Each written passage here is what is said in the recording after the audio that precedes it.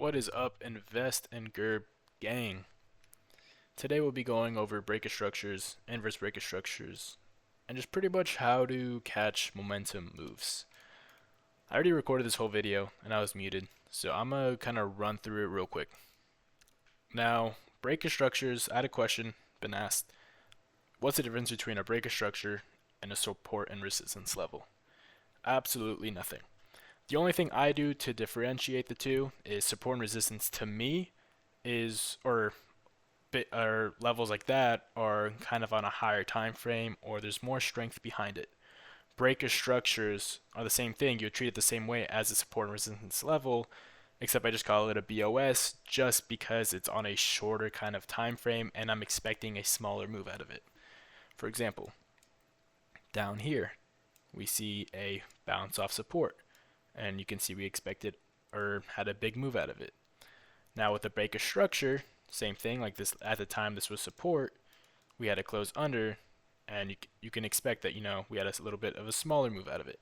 Obviously, I mean, this is a bad example as of right now, but I'll show you what I mean in a little bit. So you can see that we've had these levels from Friday. We had level here, and we didn't touch these. So from Friday, we used this level here. This is what I call an inverse breaker structure, meaning when you get a close under that level, and it has to be the next candle is basically a close back above that level.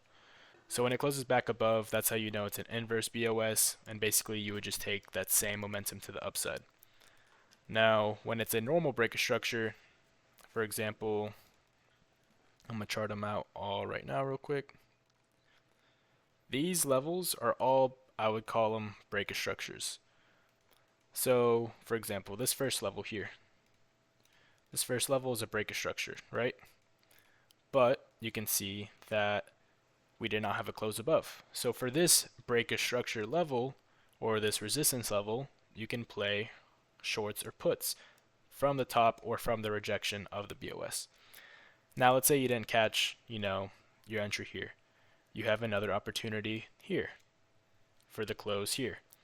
Now, when you have an overextended close of the BOS, which is, for example, this trade right here, you can see that this level this candle wasn't a tight close to the level. You can play off the retest. So I'll show you here. So you get a close, you get a push up, you retest the breaker structure level, push down. Now, this gives you an opportunity here, as well as if you miss out on that, you get the actual close here. Now you see how this level or this candle wasn't as overextended. Off the close, you can expect, now a move off of this close.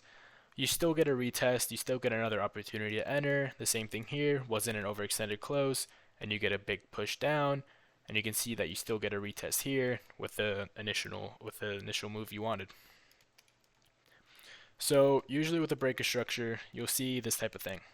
Push up, let's say this is the breaker structure, push up, retest of breaker structure level. So you either have the close here, right, which would be entry level 1 for the move up, the retest here, which would be entry number 2 or opportunity 2 if you missed out on the close, and then which would be a retest of here for opportunity number 3 for entry. And then let's say if it rejects it, then you play for puts, and then same thing to the downside. Now, the only time I wouldn't play off of entry level 1, again, is if the close is up here, which is overextended. You can, but obviously you're, increasing risk because the move you wanted was from here to here, not from here to here. You know what I mean? So from here, then you can wait on the retest, get a better entry, because with the contracts, premiums will be crushed, giving you a better entry and a better move once you actually get the move you wanted. Now, you can match this with playing, support and resistance levels. For example, you see we get a bounce here, right?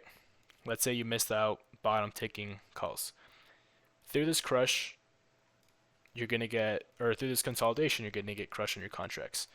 So what you can do is, again, wait for a breaker structure into end of day, and you can see that on the 3-minute, we got that close right here. I'll make sure it's exact so you can tell.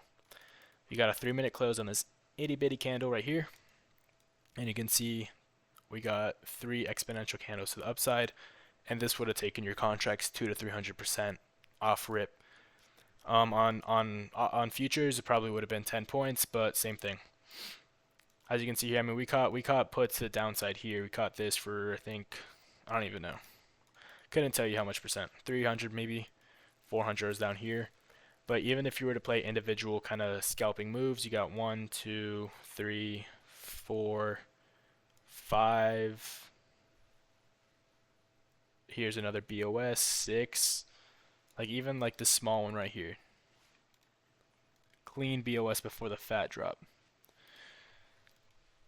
So there's multiple opportunities, and if you want to practice breaker structures the way I did it, I recommend doing this. You have 0 out of 100 breaker structures trades and 0 out of 100 reversal trades. Reversal trades will be anything that is, playing off your levels. Breaker structures will be anything, closes off the smaller levels. Reversals obviously are like playing off rejections, I mean. So this can be a reversal, this one's a reversal, and then whatever these closes are would be breaker structures.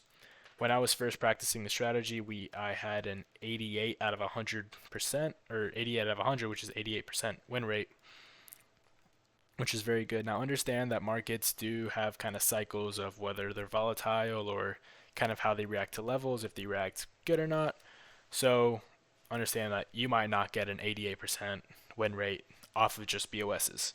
It could be a little lower, it can be higher depending on just how the market is overall. But that's pretty much it. I mean, for example, even on choppier days, you would just kind of mark the highs and lows of your consolidation ranges and play off of that. So you can see here that we had multiple breaker structures. So like literally, if you played off the first one, being this one, or off the retest of the first one, because this is an overextended close, from here, you would have caught this whole move and capitalized on it. Each breaker structure, you just know it's kind of another leg up, and that you can capitalize on that. Or if you from range to range, take profit here, push up, take profit here, push up, take profit here, retest, take profit here. So there's multiple ways, it fits every trading style. You either let it run or you scalp it. It doesn't matter, how you play with it. The levels, as long as you play off the wicks of the levels, you'll be straight. Same thing here. You're expecting a breaker structure, you don't get it, you play a reversal move. And if you catch the BOS here, you catch pretty good downside for puts or shorts, going into close.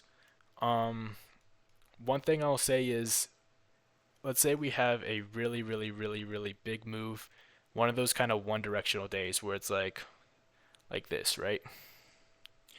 Now, what I will say is that every time you have a BOS, you should be expecting the move up to be weaker and weaker and weaker, or just not work at all. Just know, because you're trading off, instead of from the first initial BOS, you're trading off an overextended move, which you might not get. There's not, let's say, too much room left. Very rarely would you be okay with an entry like that. But you can still, catch out. You can still catch, the smaller gains before, let's say, a reverses. You get a BOS at downside and you play for that.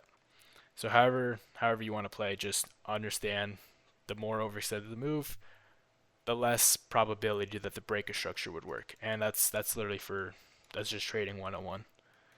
But yeah, that's pretty much it. Nothing complicated. Keep it super simple. And this is the number one thing I would recommend to practice this. So.